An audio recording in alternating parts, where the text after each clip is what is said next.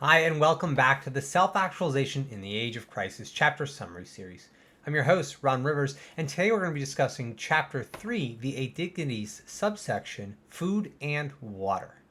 We inhabit a world of abundance where people are starving. So hunger or starvation is not a supply issue. The world already produces enough food to feed everyone and has the capacity to produce much more. Local hunger or starvation, and we can even add access to fresh water, is a challenge of politics and logistics. Now, these are challenges of our own making, many of which are compounded by the crisis of extinction.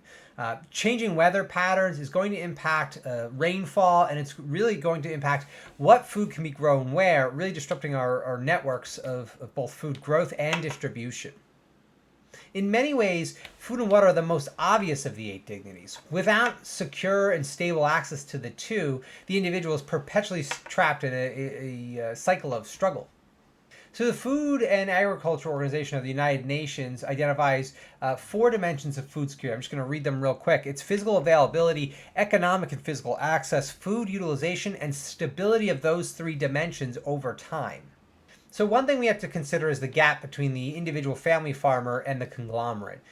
Right now, we exist in an era of scientific precision agriculture. Essentially, we're becoming more efficient. We're getting better yields, creating less waste in our growing process. But that knowledge, process, procedure, and technology remains isolated in the hands of a few conglomerates. That is to say that many of these smaller kind of farmers don't have access to the same resources and tools that these large conglomerates do. So in many ways, we have some aspects of our food production operating extremely efficiently and others not so much. Now, I think this is where a food DAO could really come into place and really do some really tremendous work, is disseminating the most advanced practice, technologies, and procedures to a wide kind of decentralized network of farmers rather than isolating it in a single conglomerate.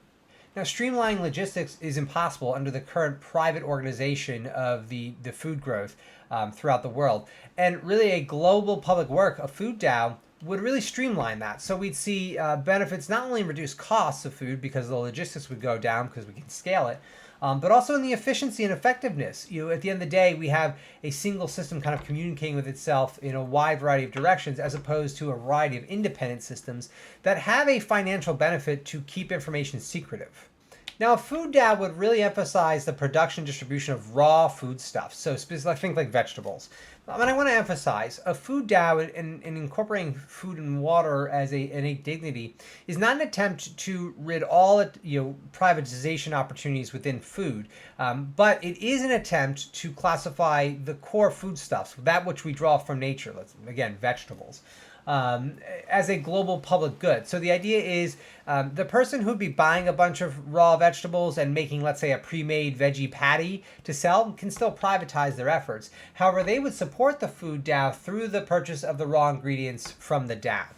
So the idea is that we want to really monopolize the growth and distribution of raw foodstuffs to a global public work so that people own it. It is of nature. It belongs to all of us. And it doesn't make sense to have it isolated in a handful of private conglomerates, really, that profit from it. Now, when we talk about water, water is something that many of us kind of enjoy blissfully, ignorant of the extreme struggles ahead. Today, about 1 in 9 people on the planet lack access to fresh water, drinking water, and many, many more lack access to water for sanitation purposes, toilets and sinks. The privatization of water binds access to wealth, and that is in extreme conflict with our core values of equity, relation, and awareness.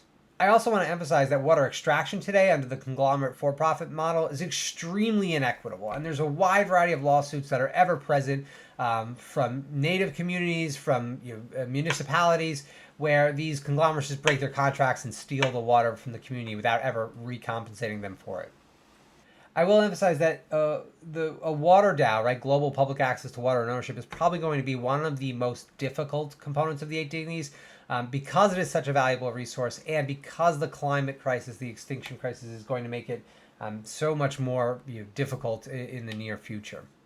Again, I want to emphasize, through the lens of the single truth in the relational universe, we are claiming food and water as one of the dignified rights that we earn as individuals for no other reason than being born in this era of abundance.